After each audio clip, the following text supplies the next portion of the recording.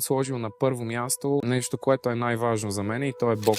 Аз говоря за това и в канала си. За мен е смирението. Камен Донев го беше казал по телевизията в едно интервю. Човек трябва да е смирен, но не да се примирява. Смирението е ти да осъзнаеш, че има нещо над тебе и че ти не си всемогъщия. И това сваля от тебе един товар, който аз преди носих. Може да не съм го предал на другите хора, но аз някак си пред себе си се жалвах и си казах, що на мене ми се случва така и така и така. И в един момент, когато ти кажеш, там горе има един, който знае и е изчислил всичко и знае във всеки един момент сега, що не трябва да имаш пари, после, що ги имаш, защото си бил подготвен чрез изпитания за тях и така нататък, или успех, или деца и така. Кога си се жал?